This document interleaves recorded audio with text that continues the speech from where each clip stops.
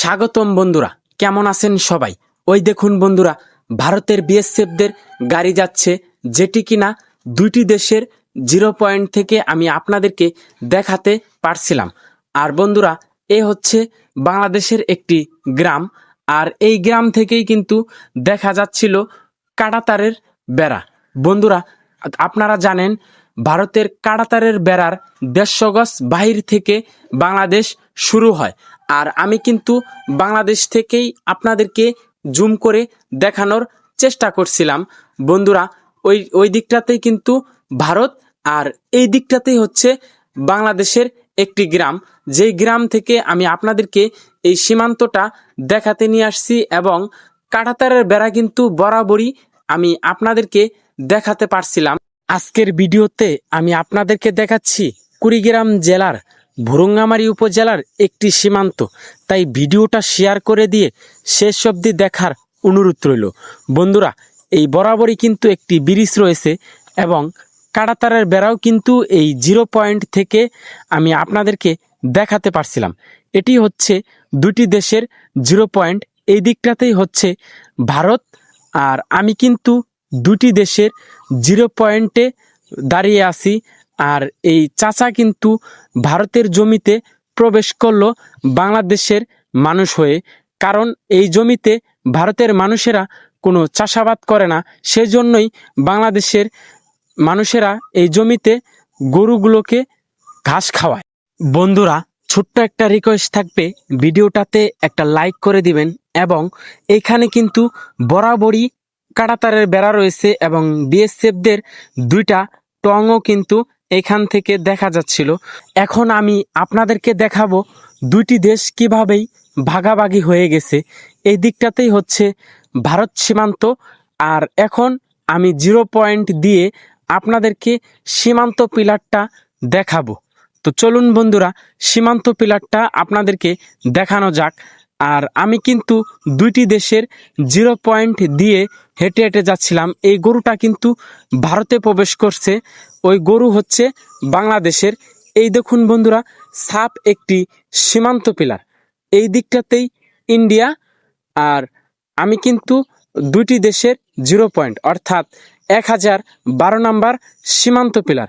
এই দেখুন ইন্ডিয়া লেখা রয়েছে, আর এই পাশেই হচ্ছে বাংলাদেশ সীমান্ত। এই সাব সীমান্ত পিলারের কাছেই দুইটা বড় সীমান্ত পিলার ছিল, তাই ভাবছিলাম এই সীমান্ত দুটাও আপনাদেরকে দেখাই। এই দেখুন বন্ধুরা, এখানে কিন্তু আরেকটি সীমান্ত পিলার রয়েছে।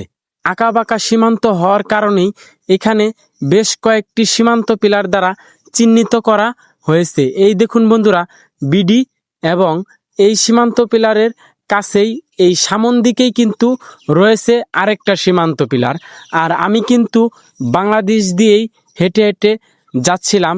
এই দেখুন বন্ধুরা, এই সীমান্ত পিলার দুটা একদমই কাছে কাছে অবস্থান রয়েছে, কারণ এই সীমান্তটা আঁকাবাঁকা হওয়ার কারণে এইখানে বেশ কয়েকটি সাব সীমান্ত পিলার এবং বড় সীমান্ত দিয়ে বোঝানো হয়েছে 1012 নম্বর সীমান্ত পিলার। আর পিলারের এই পাশেই লেখা রয়েছিল ইন্ডিয়া। কুড়িগ্রাম জেলাতেই এমনই অদ্ভুত অদ্ভুত কিছু সীমান্ত রয়েছে, যে সীমান্তগুলো দেখলে আপনারা রীতিমতোই অবাক হয়ে যাবেন। এবং কোথাও কোথাও এমনও সীমান্ত রয়েছে যেখানে নেই কোনো কাঁটাতারের বেড়া, তবে রয়েছে শুধু সীমান্ত পিলার।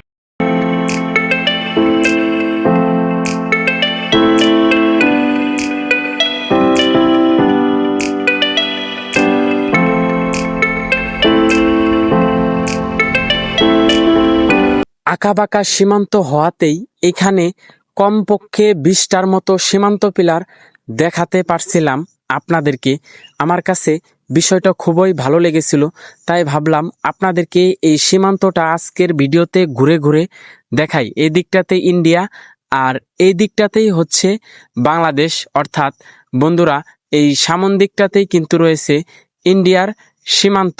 এই দেখুন বরাবরই কিন্তু কাঁটাতারের বেড়া দেখা যাচ্ছিল, এবং ভারতের মানুষেরা কিন্তু কাঁটাতারের বেড়ার 150 গজের ভিতরে কাজ করছিল।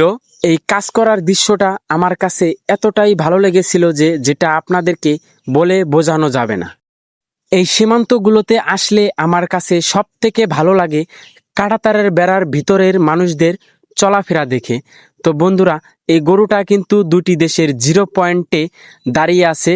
আমিও কিন্তু দুটি দেশের 0 পয়েন্ট দিয়ে হেঁটে হেঁটে যাচ্ছি। এই দিকটাতেই হচ্ছে বাংলাদেশ, আর এই সামনেই কিন্তু আরেকটি সাব সীমান্ত পিলার দেওয়া রয়েছে। এই দেখুন বন্ধুরা, এই দিকটাতেই ইন্ডিয়া 1012 নাম্বার সীমান্ত পিলার, এই পাশেই বিডি অর্থাৎ বাংলাদেশ। আর এই সামনে জুম করলে দেখতে পারবেন বরাবরই কিন্তু কাঁটাতারের বেড়াটা রয়েছে।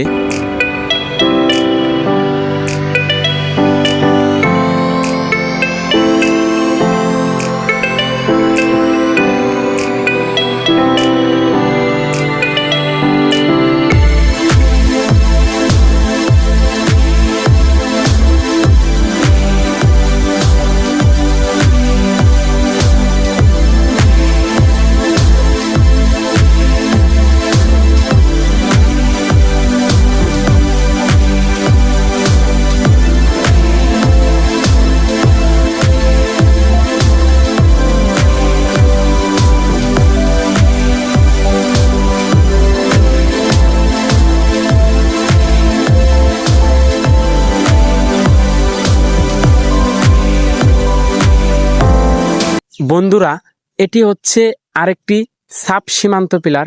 এই দেখুন, এই দিকটাতেই ইন্ডিয়া লেখা রয়েছে এবং এই পাশেই কিন্তু ভারতের দুটা মানুষ কিন্তু দেখা যাচ্ছিল। ওই দেখুন বন্ধুরা, ভারতের মানুষ কিন্তু 150 গজের ভিতরেই কাজ করছিল।